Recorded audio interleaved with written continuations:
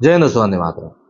PM Modi ने खुलकर Israel का साथ क्या दिया, भारत में कई लोगों को मिर्ची लग गई। भारत का इतिहास बताया जाने लगा कि भैया भारत तो फिलिस्तीन का सपोर्ट किया करता था और न जाने क्या क्या हुआ। लेकिन शायद ये जो तथाकथित लोग इस समय भारत को इजराइल का साथ देने के नुकसान बता रहे हैं, ये लोग इस बात को, इस एक सिंपल से फैक्ट को भूलते जा रहे हैं कि आज जिस तरीके से दुनिया बदल रही है, शायद फिलिस्तीन को साथ देना भारत के लिए कहीं से कहीं तक भी फायदेमंद नहीं। और इजराइल एक बढ़ती हुई इकोनॉमी है जिसका कि साथ अगर भारत देगा तो भारत को कई सारी टेक्नोलॉजी भी मिल सकती है। अगर हम लोग समझने की कोशिश करें तो शनिवार को सुबह सुबह जब हमास ने इजराइल पर हमला किया, तब इसके कुछ ही घंटों के बाद प्रधानमंत्री मोदी ने हमास के हमले को आतंकवादी हमला करार देते हुए कहा था कि मुश्किल की इस घड़ी में भारत इजराइल के साथ खड़ा है। मंगलवार को इजराइल के प्रधानमंत्री बेंजामिन नेतन्याहू ने पीएम मोदी से फोन पर बात की। इस बातचीत में पीएम मोदी ने एक बार फिर से दोहराते हुए कहा कि भारत इजराइल के साथ है और आतंकवाद के हर एक रूप की घोर निंदा करता है। मध्य पूर्व की बात करें तो यहाँ के इस्लामिक देश फिलिस्तीन के साथ मजबूती से खड़े दिखते हैं और वो फिलिस्तीनियों के लिए अलग राष्ट्र की लगातार मांग भी कर रहे हैं। हालांकि यूएई, बहरीन, मोरक्को जैसे कुछ इस्लामिक देशों का रुख अब इजराइल को लेकर बदल चुका है। यूएई, बहरीन ने तो हमले के लिए हमास की निंदा भी कर दी। भारत में भी इस मामले पर सियासी चर्चाएं काफी तेज हो चुकी हैं, क्योंकि भारत, अगर हम परंपरागत तौर पर देखें तो फिलिस्तीन का समर्थन करता आ रहा है, लेकिन उसका कारण कुछ और था, क्योंकि भारत के एक बड़े वोट बैंक को तब की सरकार नाराज नहीं करना चाहती। लेकिन मोदी सरकार खुलकर इजराइल का साथ खड़ी दिखाई दे रही है। हमास के हमले के कुछ ही घंटों के बाद ही पीएम मोदी ने ट्विटर पर किए गए एक ट्वीट में कहा कि इस मुश्किल घड़ी में हम इजराइल के साथ एकजुटता से खड़े हैं।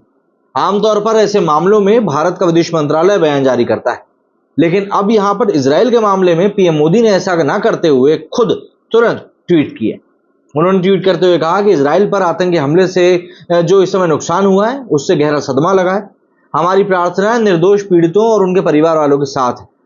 प्रधानमंत्री के इस ट्वीट को विदेश मंत्री एस जयशंकर ने रिट्वीट भी किया। पीएम मोदी ने इजराइल प्रधानमंत्री नेतन्याहू से फोन पर बातचीत को लेकर भी एक ट्वीट किया।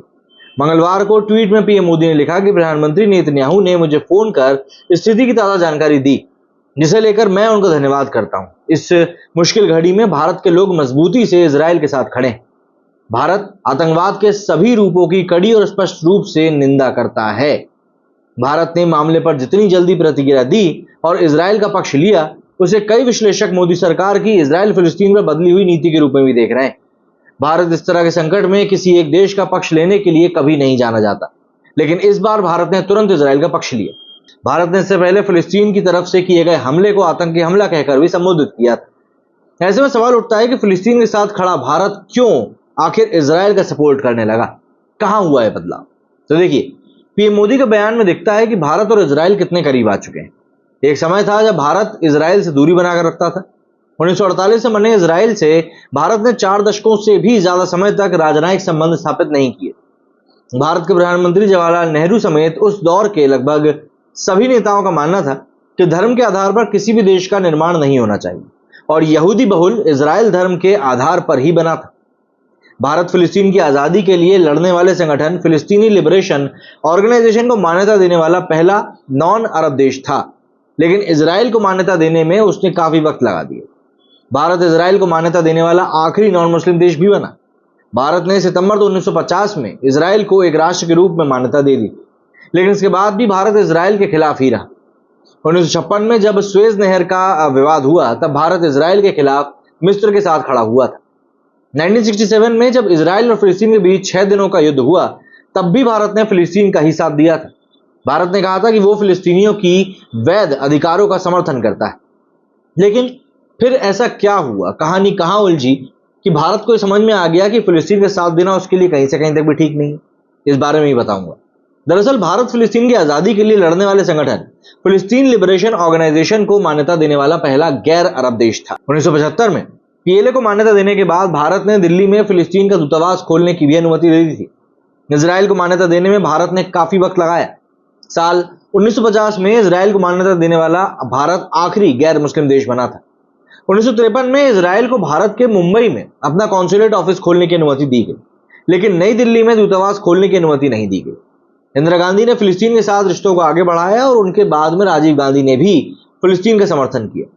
लेकिन 80 के दशक के आखिरी सालों में और 90 के दशक के शुरुआती सालों में भारत में कई लोगों ने महसूस किया कि पिछले 2 दशकों से भारत अरब देशों का समर्थन तो कर रहा है, लेकिन उनको बदले में ऐसा कुछ भी नहीं मिल रहा।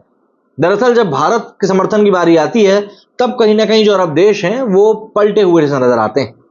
इसका एग्जाम्पल देखने के लिए मिला जब भारत और चीन के बीच की लड़ाई हुई। इस पूरे मामले पर जो अरब देश थे वो तटस्थ रहे।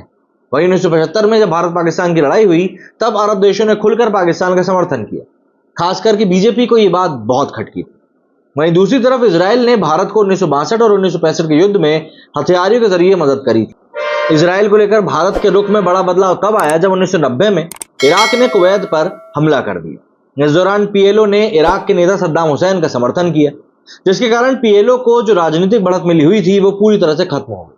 उसी दौरान सोवियत रूस का भी विघटन हुआ। इन दिनों वैश्विक घटनाओं ने भारत को अपनी विदेश नीति में बड़े बदलावों के लिए कहीं ना कहीं प्रेरित किया। इसी कड़ी में भारत ने यहूदी देश को मान्यता देने के 40 सालों बाद 1992 में इजराइल के साथ पूर्ण रूप से राजनयिक संबंध स्थापित कर। अब देखिए, इजराइल के साथ राजनयिक संबंधों की स्थापना के बाद भी भारत कई मौकों पर इजराइल की आलोचना करता रहा।